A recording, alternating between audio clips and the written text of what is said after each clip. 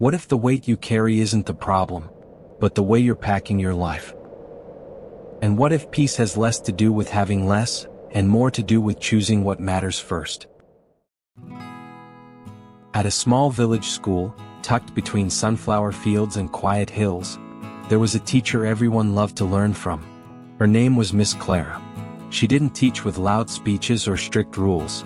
She had silver strands in her hair, a warm scarf around her shoulders, and a voice that felt like tea on a rainy day. She called each student by name. She listened with her whole face, and somehow even the shy ones found themselves speaking up in her class. But more than anything, Miss Clara had a way of making time feel slower, like nothing was ever too rushed.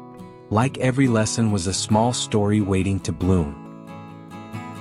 One crisp morning, the class buzzed with restless energy. A field trip had been canceled. There was tension in the air, unfinished homework, tired eyes, too many sighs. Miss Clara walked in carrying something curious. A large, empty glass jar. Alongside it, a tray with odd things.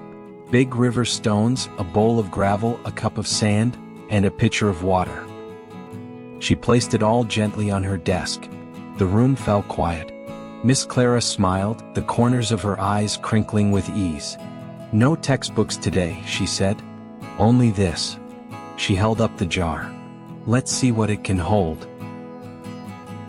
First, she placed the big stones inside, one by one. Each made a soft thud against the glass. When the stones reached the top, she looked around. "Is it full?" she asked. Several hands shot up. "Yes." Miss Clara tilted her head as if amused. Then, without a word, she picked up the gravel. Tiny stones trickled between the big ones, nestling in the spaces no one noticed. "Now?" she asked again. Some kids hesitated. A few said yes, others waited. With the same calmness, she reached for the sand. It sifted gently between everything else, filling every hidden crevice. A hush filled the room. But Miss Clara wasn't done. Finally, she poured the water slowly. The children watched as it slipped through the sand, rising gently to the rim of the jar. And only then did she step back, her hands folded, and let the silence teach before the words arrived. Miss Clara looked at the full jar in front of her. The stones, the gravel, the sand, and now, water shining at the surface like a final whisper. Then she looked at her students. No rush, no lecture, only the kind of gaze that sees straight through noise. Her voice, as always, came softly. "This jar is your life." She pointed first to the large stones. "These are your essentials, your peace, your well-being, the people you love, the things that give your days meaning, even when no one's watching." She paused. "The gravel is what supports you. Work, school, duties, plans. They matter. But they aren't your foundation." Her fingers then brushed the sand. They're the small things that crowd your hours. Messages, errands, quick opinions, shallow noise. All fine in small amounts, but dangerous if they come first." She lifted the nearly empty pitcher. "And the water. That's the beautiful surprise. The laughter you didn't expect. The kindness that finds you when you're tired. The breeze through your window at just the right moment." She smiled, eyes glistening. "You don't control the water. It finds its way in. But only if you've made space for it." She gently placed the lid on the jar. "The order matters.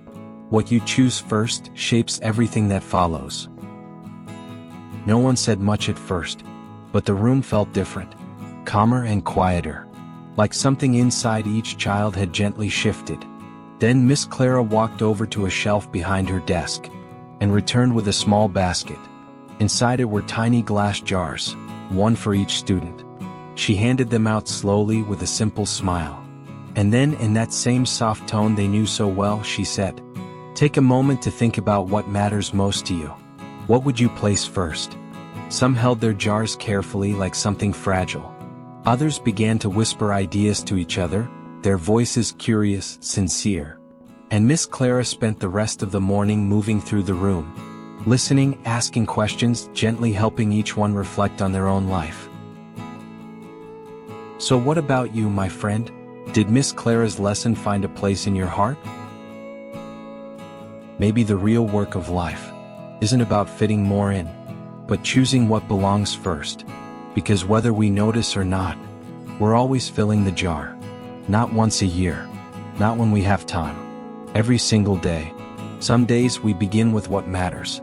Other days the noise sneaks in first. And slowly, without meaning to, we find there's no space left, even for what we love most. So here's a gentle question. What's been taking up most of your jar lately? Not what you meant to put there, but what's actually been filling your days. Or is it just things that need managing? And if it feels heavy, cluttered, or even numb, you're not failing. You're just full. Full of what came first. Because life rarely stops to ask, are you sure this belongs? That's why every now and then, we have to pause, breathe, and reconsider the order. We may need to empty a little, to clear the surface, to gently make space again for what truly matters now. And here's something freeing. The things that matter most, they don't always come wrapped in grandeur. Sometimes placing a big stone is just calling someone you've been missing, taking a walk without your phone, watching the sky for 5 quiet minutes, or telling the truth to yourself. Even the smallest acts, when done with intention, can realign your whole life. Because the most important things don't shout. They wait and they whisper. They live in the background, until we remember to choose them again. And when we do, when we place them first, everything else begins to shift. The gravel still fits, the sand settles, and then the water arrives. The beautiful, unexpected water, the laughter you didn't plan for, the kindness that finds you by surprise, the magic hidden in an ordinary moment. But water doesn't push. It flows where it's welcomed. And if your life is too crowded, you may miss its arrival entirely. So maybe peace isn't about doing less, but about making room for what matters to stay, and for what's beautiful to arrive. Now take a moment, look at your jar, and ask yourself, what will I place first today? I hope you like this message. And if you believe in stories that nourish, that help us breathe deeper and live more gently, consider leaving a like. And subscribe for more stories like this. Also, share it with someone whose jar has been feeling too full. Someone who might just need a soft reminder that they're allowed to pause, to choose again, and to begin anew, one true stone at a time. And above all, I wish you a blessed life, rooted in what truly matters, receptive to all that's beautiful, and spacious enough for grace to pour in quietly, just like the water.